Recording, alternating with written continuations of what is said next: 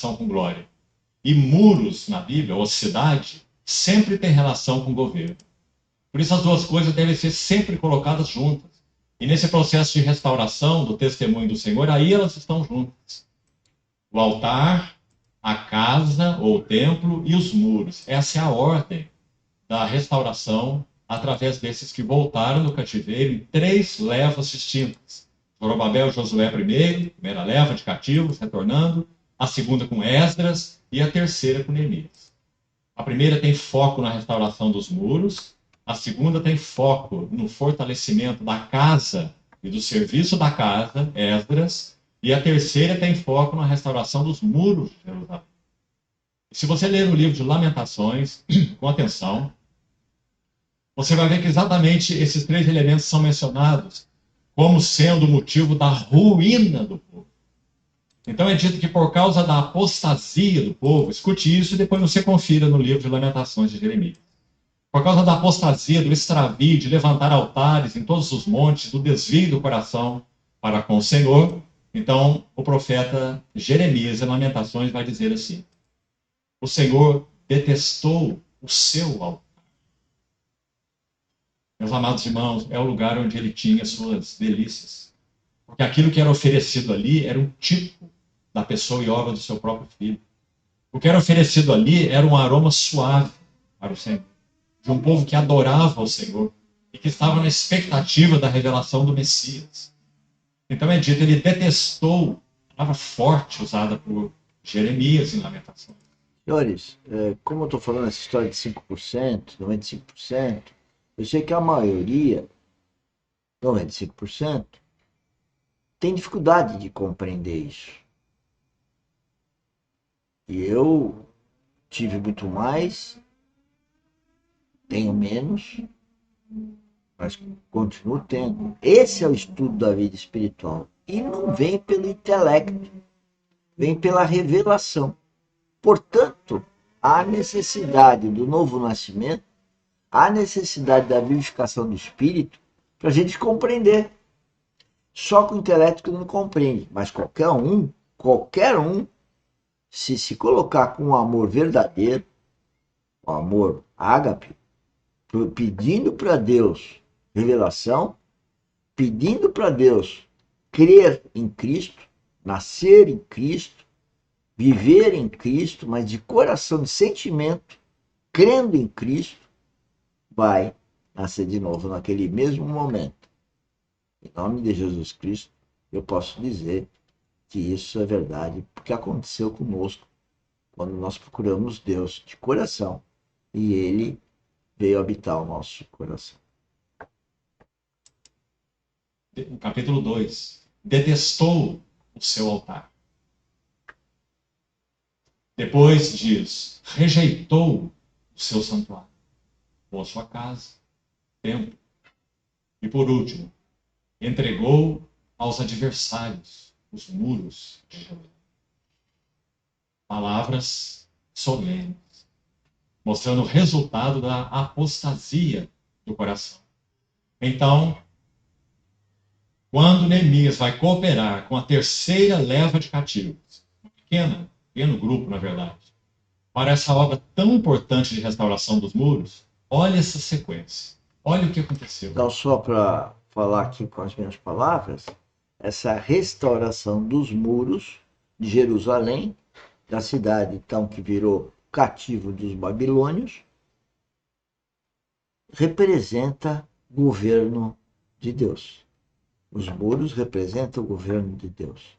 Aconteceu realmente, fisicamente, lá há mais de 2000 anos, mas para nós agora representa uma revelação onde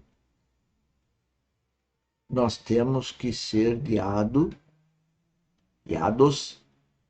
pelo governo de Deus e não pelo eu, não pela carne, não pelo ego, porque o nosso ego está contaminado, não pelo nosso coração que está contaminado, não com a nossa carnalidade que representa a contaminação.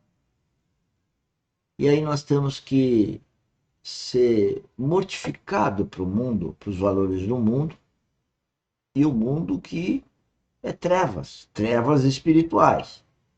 Então você pode estar no mundo com o seu carrinho bacana, com a sua família maravilhosa, com o seu emprego, com o seu dinheiro, mas está em trevas espirituais.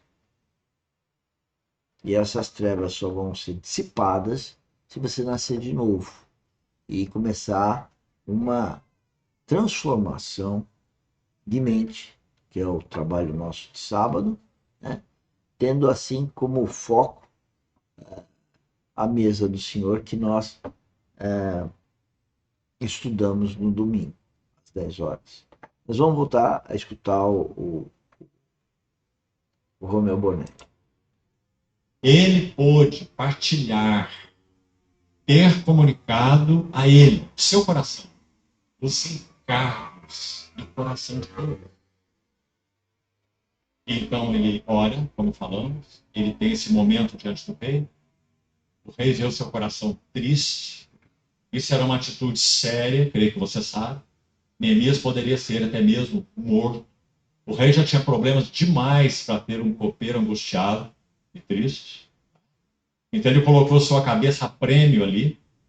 Mas então, mais uma vez, o Deus do céu, como Neemias o chama, que tem aliança e propósito com sua casa, com seu povo. Então, é dito que, movido pelo Senhor, obviamente, o rei faz aquela pergunta para Neemias. Ele não entrega Neemias para a prisão. Ele não diz, tira esse copeiro diante de mim e substitua. Mas ele diz, por que está triste o teu coração se você não está doido? E o rei também tem uma conclusão muito interessante. Ele diz, deve ser, ou tem que ser, tristeza do coração. Ou seja, esse vaso, Neemias, o descanso de Jeová, significa o seu nome. Qual é? Tá vendo?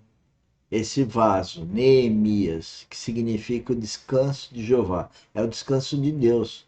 Daí o título da conferência, e daí que Deus descansa dentro de cada filho. Descanso espiritual. É isso que foi dito.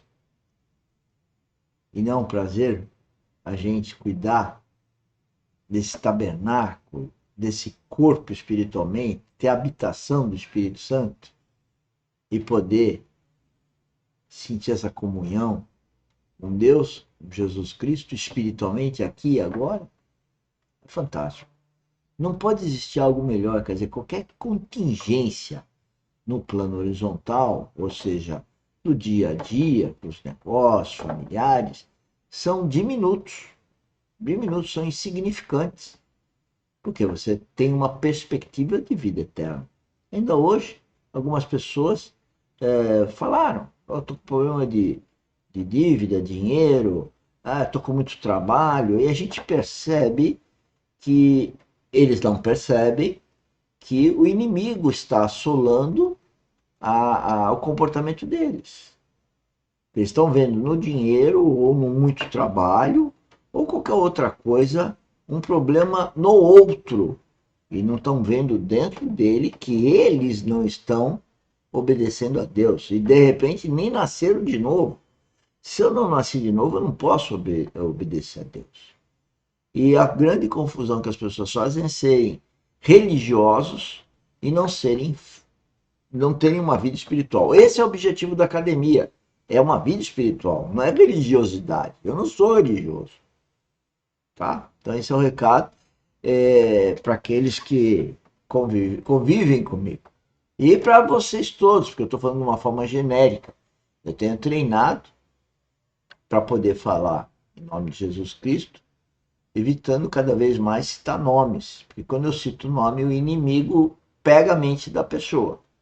E aí as pessoas se voltam contra nós. Estamos falando isso. Foi o que já aconteceu com Jesus Cristo.